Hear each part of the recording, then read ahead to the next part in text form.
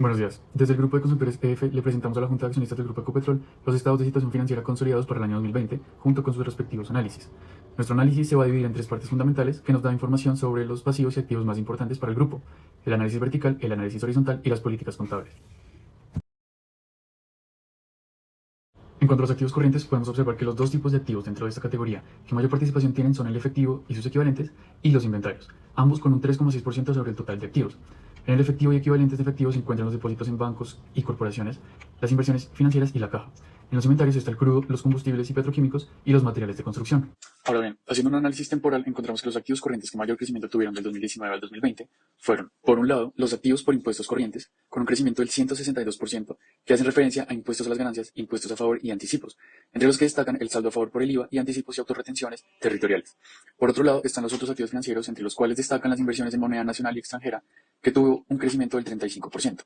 Por último, cabe resaltar que aunque el efectivo fue el activo corriente con mayor participación sobre el total de activos, el 2019 al 2020 decreció en un 28%. En el caso de los activos no corrientes tenemos varios aspectos particulares. El primero de ellos es que dos cuentas suman más del 70% de la participación total de los activos. La mayor de estas cuentas, que es propiedad, planta y equipo, se destaca por usar una apreciación lineal para todas las propiedades, a excepción de los activos relacionados con exploración y producción, para el cual se usa el método de unidades técnicas de producción. En el caso de recursos naturales y el medio ambiente, este incluye los costos de exploración, desarrollo y producción. Si un pozo o una exploración aún no se ha determinado su viabilidad económica, se mantienen en el activo. Por otra parte, tenemos dos cuentas que presentan la mayor variación entre el año 2019 y el 2020. La primera de ellas es el goodwill. En este caso puntual, al revisar la nota, encontramos que este aumento se debió a la actualización en los valores razonables en la empresa Invercolsa S.A. La segunda, que es la reducción más importante, con un 74% casi, fue por motivo de recomposición de cartera. A pesar de que los activos disminuyeron casi 74%, los activos financieros en total disminuyeron 38%. Esto quiere decir que los activos corrientes aumentaron, pasando de 1,6 billones a 2,2 billones. Por el lado de los pasivos corrientes, las cuentas con mayor participación son los préstamos y financiaciones y las cuentas comerciales y otras cuentas por pagar. En cuanto a los préstamos y financiaciones, los cuales representan el 26,9% de los pasivos corrientes y el 5,9% del total de pasivos para 2020, se tienen algunos créditos indicados: pasivos por arrendamiento operativo de oleoductos, tanques, bienes inmuebles y vehículos, créditos comerciales y otros, adquiridos algunos en moneda nacional y otros en moneda extranjera, los cuales tuvieron una tasa de interés efectiva anual menor en la mayoría de los préstamos con respecto a la tasa de 2019. Con relación a las cuentas comerciales y otras cuentas por pagar, esta cuenta representa el 46,2% de los pasivos corrientes y el 10,1% total de pasivos para 2020. Dentro de esta cuenta, la partida más representativa es la de proveedores, con el monto más alto e importante de 6,4 billones de pesos para 2020, menor que en 2019. Finalmente, los pasivos corrientes que obtuvieron un mayor incremento en el 2020 con respecto al 2019 fueron las provisiones y contingencias, con un incremento del 55%, y los instrumentos financieros derivados, que obtuvo un incremento del 176%.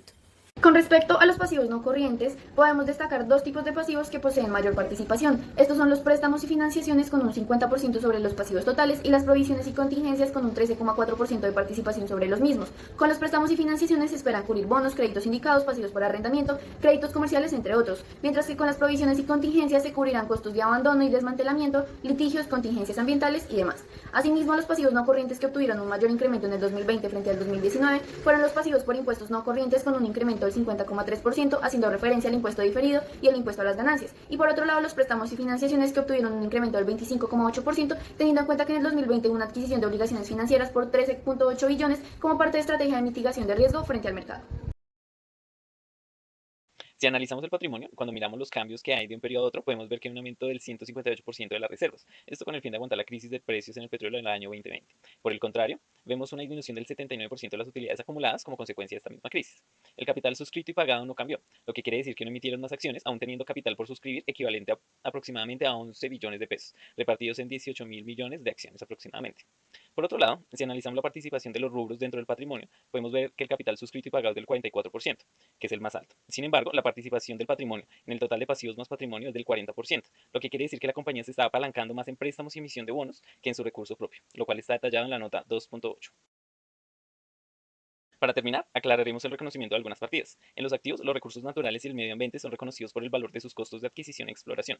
Además, los componentes tangibles de estos activos son reconocidos como propiedad, planta y equipo. Los inventarios se registran por el más bajo entre el costo y el valor neto de realización. Además, se usa el método del promedio ponderado.